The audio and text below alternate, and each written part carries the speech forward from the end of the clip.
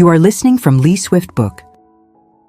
Hello, everyone, and welcome back to Lee Swift Book, the place where we journey through wisdom and discover better versions of ourselves, one meaningful page at a time. Let's be honest for a moment. I know you've been carrying a lot these past months, maybe even these past years. Endless workdays that feel like they never stop, exhausting evening classes, social obligations you can't say no to, and all those moments that leave you feeling discouraged, even heartbroken. How many times have you whispered to yourself, "I'm so tired of this job. I don't want to do this anymore." But that feeling, this quiet rebellion inside you, keeps slamming into a wall built from reality, next month's rent, the utility bills, the responsibility you carry for aging parents or young children. These burdens don't allow you the luxury of simply quitting. We hear so many motivational slogans from the outside world. Just follow your passion. Do what you truly love.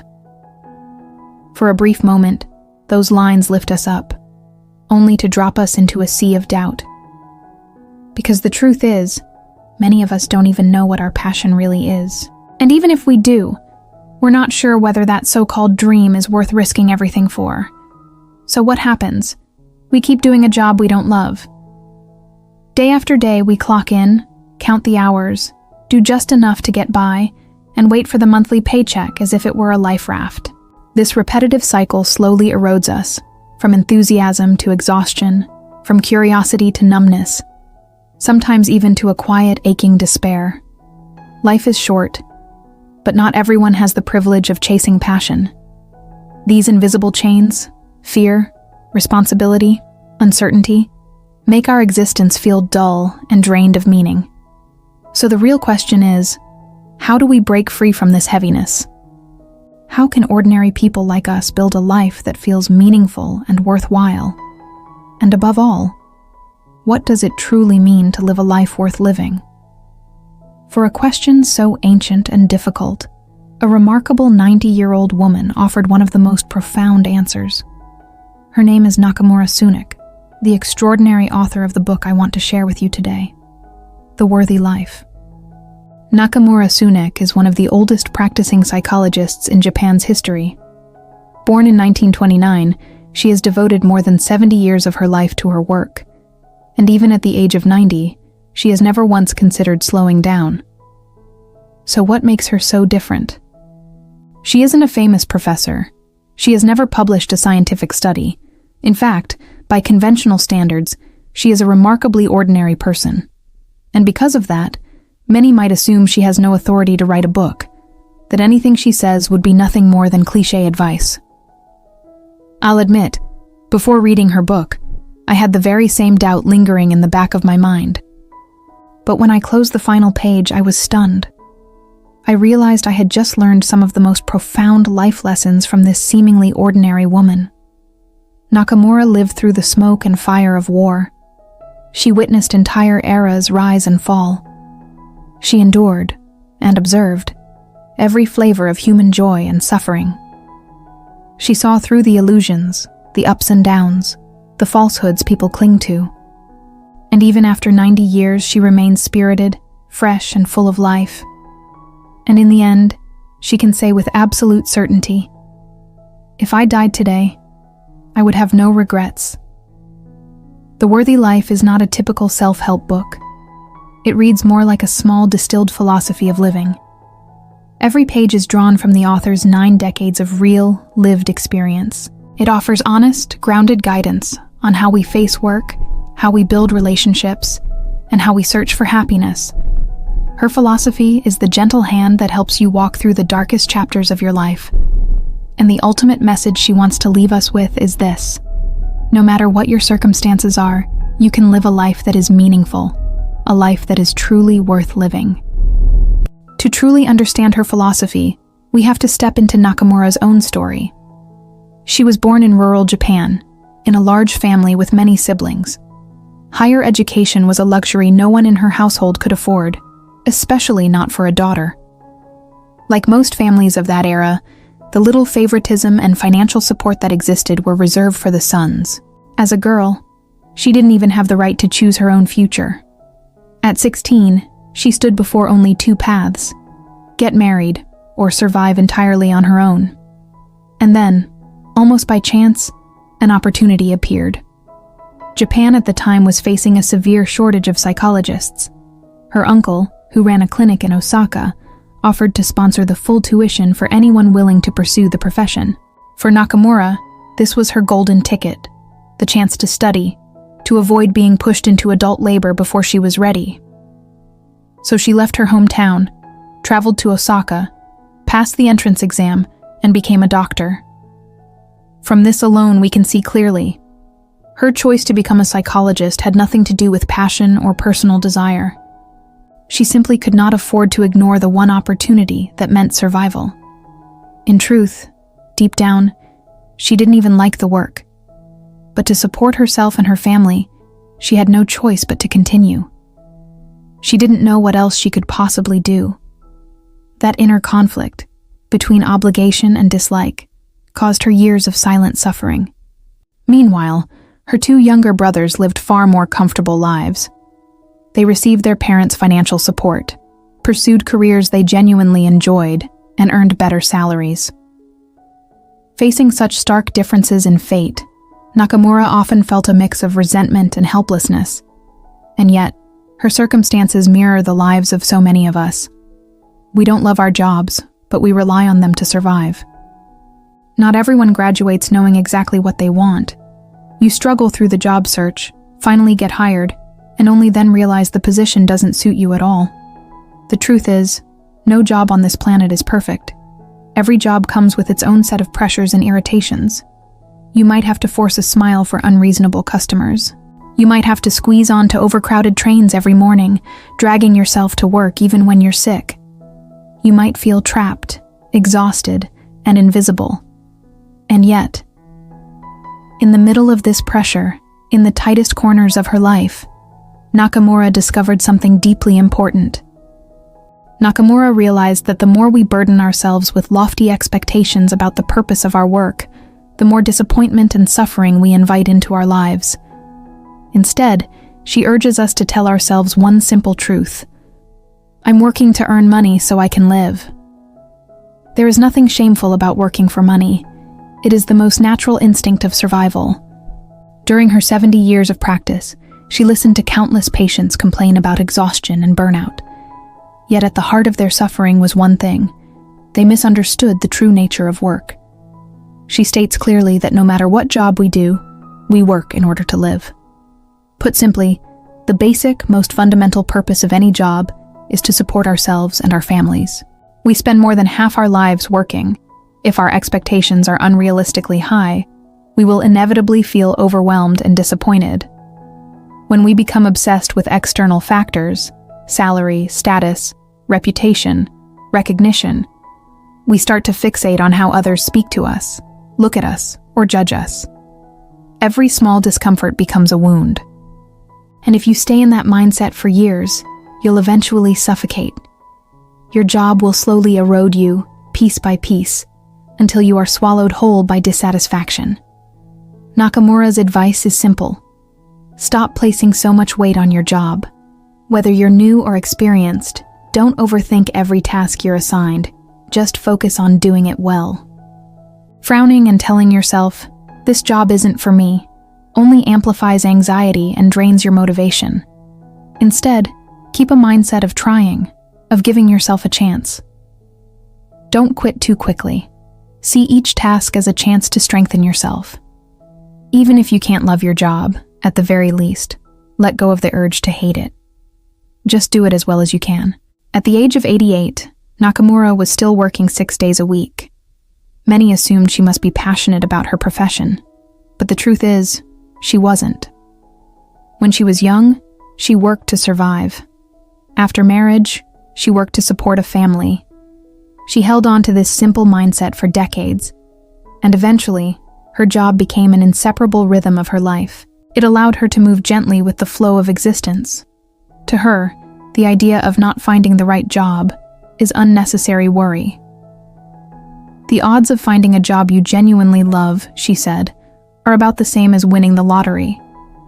So instead of obsessing over the perfect career, focus on doing your current work well. The secret to living a life that feels meaningful lies in one thing: your willingness to make peace with yourself. When there is no other choice, choose acceptance. Choose lightness. Choose to meet your work with a steady, open heart. Remember, we do not work for praise or validation. Work is simply the means that allows us to earn a living, so we can continue experiencing this extraordinary thing called life. In reality, countless people are forcing themselves to push through. They tell themselves, "I'm not young anymore. If I quit, what will happen to my elderly mother or my children?" Or, "What if the next company is worse? What if I can't find a better job?" The moment these fears appear, the decision to resign gets pushed further and further away. Nakamura offers a clear perspective. If you cannot change your circumstances, then work with a light heart and do your best. But if you are exhausted and you have the ability to choose differently, then leave, decisively. Among her patients, some were bullied, harassed, even deprived of sleep. And yet, astonishingly, they refused to quit, even as their bodies and minds were breaking down. If your workplace is draining your spirit and your health is deteriorating, don't hesitate. Step away while you still can. At its core, work exists so we can live. A company is simply a tool that allows you to earn money. If this tool begins to strangle your precious life, then it is no longer worth your time. However, there is something crucial to understand. You can only make an empowered choice when you are fully prepared to take responsibility for the consequences. Quitting your job without knowing how you will afford next month's food or rent is not bravery. It's blind risk. Walking away to be your own boss without capital and having to borrow money at high interest is also a sign of insufficient preparation. One powerful idea from the book, The Side Hustle Mindset, is this: the way to prevent work from becoming a chain around your neck is to run your life the way a company runs its business. Think of it this way. A company never relies on a single product for all its revenue. It maintains a stable income first, and only then uses that stability to develop new products. You are no different. Your current salary is the steady revenue stream of the company that is your life.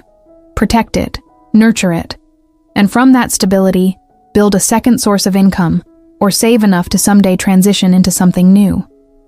Courageously freeing yourself from your current job can transform your life, but only if you're prepared, responsible, and ready for the consequences. If you're not there yet, then accept the present with grace. Any honest job will feed you. The only thing that can truly break you is your own mind. In swimming competitions, spectators often shout, "Come on, push harder." People assume that using all your strength will help you cut through the resistance of the water and reach the finish line faster. But science says the opposite. The harder you push, the slower you go. Water works like this. Whatever force you unleash on it, it will return that same force back to you. Life is no different from a flowing river. The more gently you move, the more easily you advance. There's a wonderful line in the book, "Life doesn't need so much force." There are two common regrets in life. One is not doing what you could have done. The other is trying far too hard. Effort is essential, but overexertion becomes counterproductive. When you read about Nakamura, you'll notice she embodies a remarkable softness, a graceful looseness. It is precisely this lightness, this willingness to float with the current, that allowed her to live more than 90 years without regret. So how do we move with the current of life without exhausting ourselves? According to the author, the first step is to throw away the unnecessary luggage you've been carrying. Nakamura believes that the heaviest baggage weighing you down is expectation, and the very first expectation you must release is the excessive expectation you place on yourself. If others can do it, I must be able to do it too. I have to succeed so my family can be proud. The truth is, the deeper reason you're pushing yourself so hard is because you admire someone else's life, or you are constantly comparing yourself to others. When we're young, expectations can drive us forward. But as we mature, We must learn to understand ourselves and slowly loosen the grip of, I must achieve more. Whether your life is prosperous or simple, whether you have children or live alone, as long as you keep comparing yourself with others, you will never find the right answer for your own life. As a psychologist, Nakamura has seen this pattern again and again. Many patients appear enviable on the outside but carry silent suffering inside. A successful company owner who is mentally exhausted and painfully lonely. A beautiful young woman with a talented husband and well-behaved children, yet she falls into insomnia because she is constantly envied and judged by her friends. Through 70 years of witnessing human lives, Nakamura realized something striking. The more prosperous and successful someone looks on the outside, the heavier the emotional burdens and complex relationships they must quietly endure. Problems don't disappear when money or status increases. That's why, instead of admiring others, comparing yourself, and pushing yourself into anxiety, it is far better to accept your life as it is and move forward optimistically at your own pace. Nakamura believes this deeply. Other people have their lives, and you have your own unique orbit. Throughout 70 years of work, she never once compared herself to colleagues with higher positions or more impressive skills. She knew that satisfaction in life does not come from external approval. Only when we stop chasing a life that resembles someone else's can we truly live a life that is worthy, our own life. As the book The Courage to be Disliked teaches, it doesn't matter who gets ahead or who falls behind. We are walking on a path with no vertical ladder. We move forward, not in competition with anyone, but simply becoming a better version of ourselves than we were yesterday. Beyond the expectations we place on ourselves, the second piece of emotional luggage we must release is the expectation we place on others. If only my parents understood me better. Why won't my child listen to me? Why does my husband or my wife keep doing things like this? These unmet longings form a tangled mess inside your mind.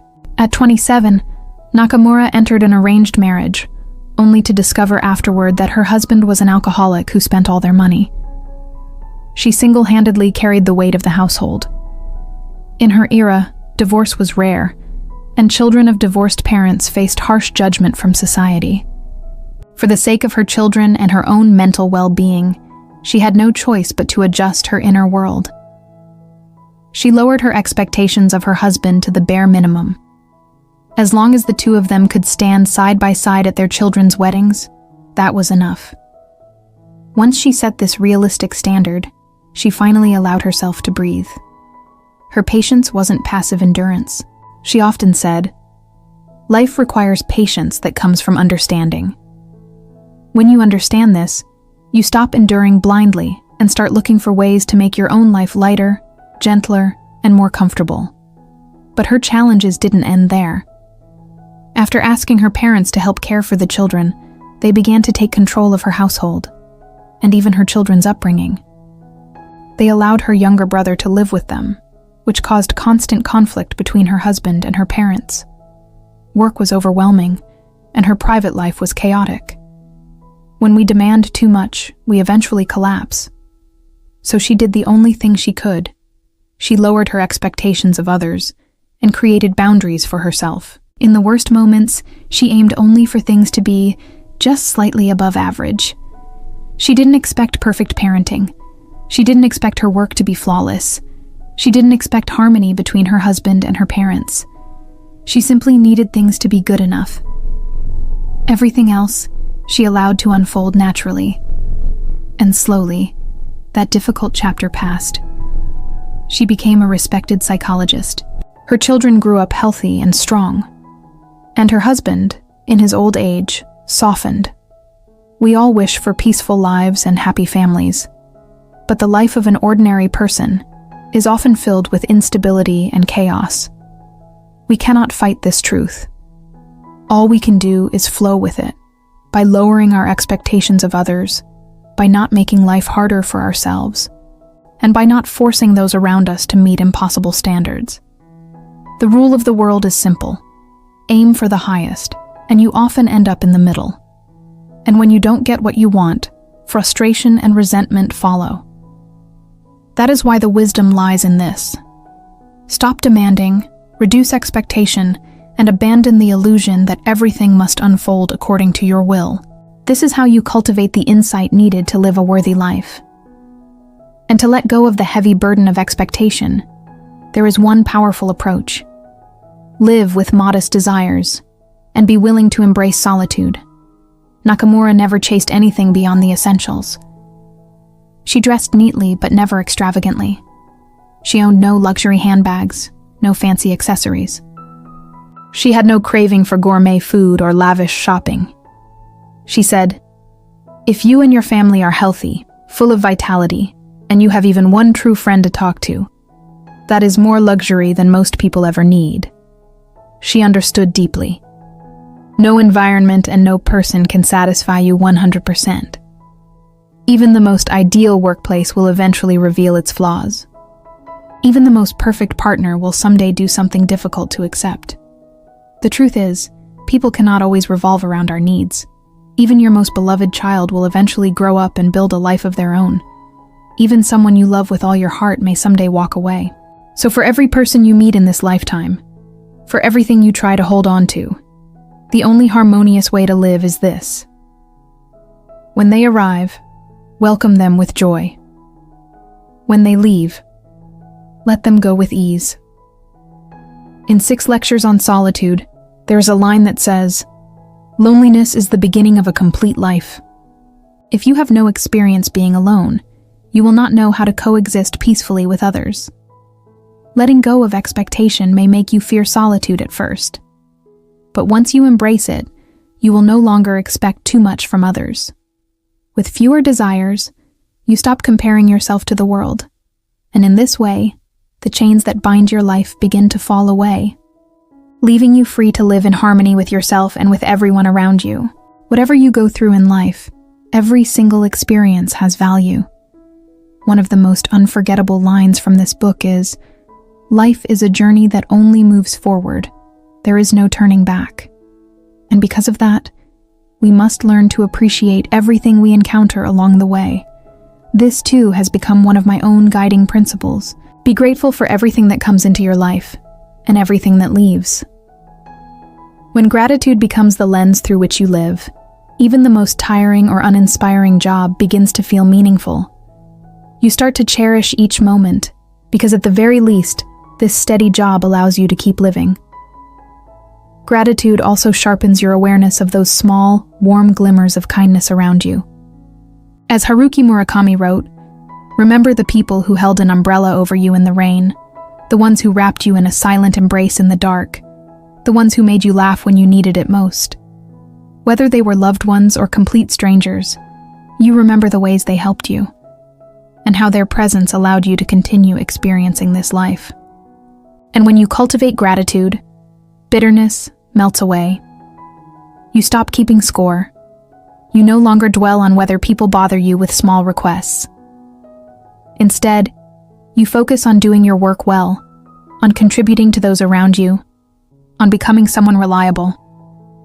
Then you will see how true the words of the English writer John Ruskin really are.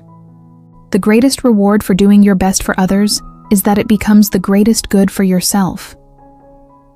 But remember, this is about willingly taking responsibility, not about pleasing others blindly. You must understand whom you are helping, why you are helping, and when it is necessary to say no. Ultimately, when you carry gratitude in your heart, you no longer sigh at hardships. You thank them, because they are sharpening you. Nakamura believed that everything has two sides. Painful experiences exist to stretch and expand our humanity, just as muscles must be strained and stretched to grow stronger. The rewards of life do not come instantly, but in every moment without exception there is something worth cherishing. Be grateful for life, expect nothing from it, and no matter what happens, you will come to see that this world is worthy, and that your life, just as it is worth living. Thank you for spending your time with me today. If this video brought you value, feel free to share it with someone who might need it. And don't forget to hit the subscribe button and turn on notifications so you won't miss any of our upcoming content. I'll see you again in the next video.